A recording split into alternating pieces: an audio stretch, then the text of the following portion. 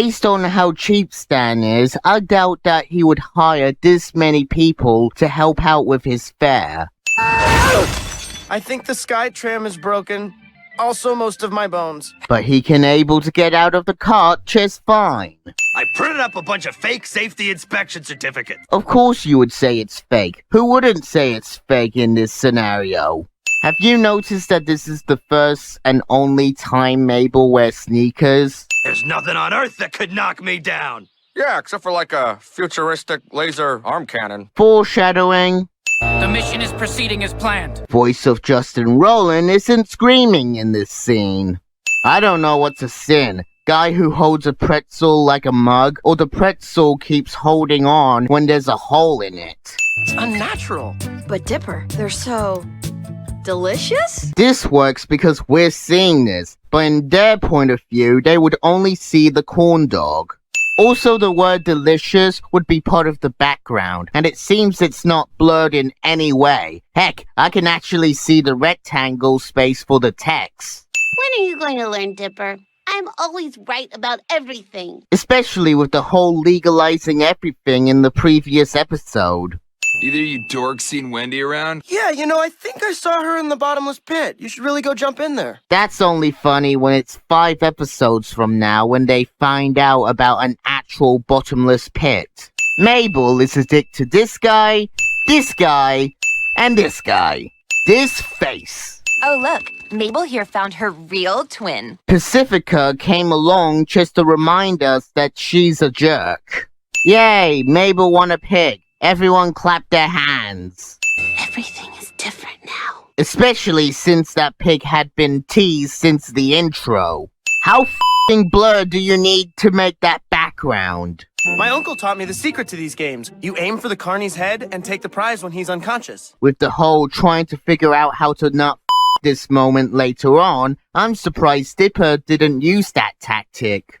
Everything is different now. Hey, that's what Mabel said a few minutes ago. Mabel, do you ever wish you could go back and undo just one mistake? Good thing there would be something in this episode that allows you to do that.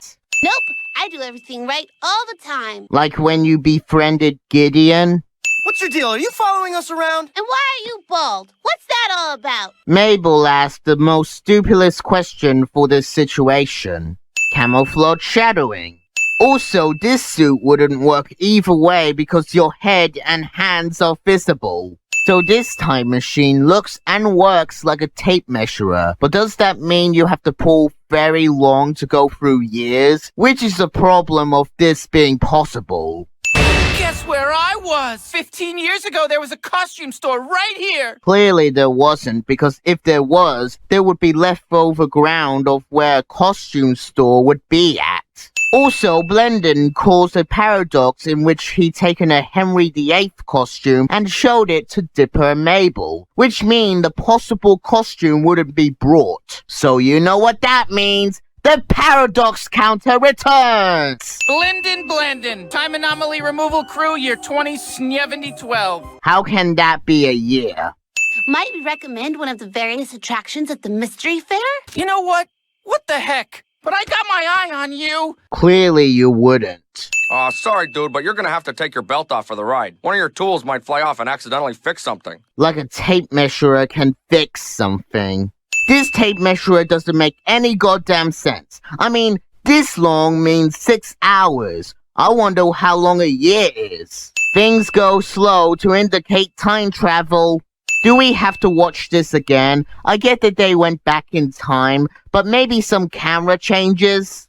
15 pounds! And yes, I am a witch! Mabel changes the timeline by telling this guy that she's a witch, which goes to altering time, but I count it as a paradox. Let's talk about the episode's time travel. Based on how Dipper and Mabel isn't seeing their past selves, and how Dipper can slip on by without worrying about the past self, it would mean that Gravity Falls time travel is the same as Hot Tub Time Machine time travel, where the traveler is their past self. But the problem with that logic is that the past self still exists even if you time travel. So there should be 2 no matter what. And for that, 10 paradox sins. A second bounce in a row? No, I just need to try again. How hard can it be? Really hard based on what happens. This tape measurer doesn't make any goddamn sense. I mean, this long means 5 minutes, which is half of what 6 hours. Montage of Dipper f***ing up the unbelievable arm throw and Mabel getting waddles. Also paradox in every time they time travel because hot top time machine logic. Also, there are many ways you can do this to make sure you win the prize and not have the ball hit Wendy. Like moving Wendy out of the way when she gets hit by the ball. Or have Wendy moved out of the way before throwing. How badly do you want that stuffed animal thing? More than anything in the world. You know, if only Dipper just not throw the ball, he could have avoided all of this. But because Wendy wants one so badly, he has to do it. Smart kid doing complication equation cliche. Why don't Dipper do this on purpose? That wouldn't give Wendy a black eye. So much chance of bullshit. Pacifica saw the flyer and won waddles before I did. It's okay. We just need to go back and do things differently. Mabel, wait, I did the math. In any other timeline, Wendy ends up going out with Robbie. I can't mess this day up again. You know, if this series didn't work on hot tub time machine logic, then Mabel could easily go back before Pacifica got the pig while her doppelganger work on Dipper's plan. Blame hot tub time machine logic. Blame that movie.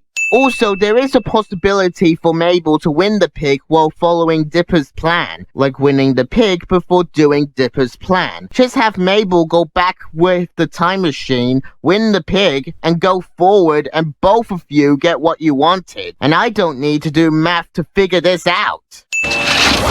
When are we? The real question is, when are we? Mabel, Dipper already said when are we. You don't have to make a Back to the Future reference. High-fiving in the past, and yes, that's a paradox because that wasn't a thing till the mid-70s. This tape measurer doesn't make any goddamn sense. That length sent them to the dinosaur age, even though the exact length got them back by 6 hours. Also showing time travel to past people.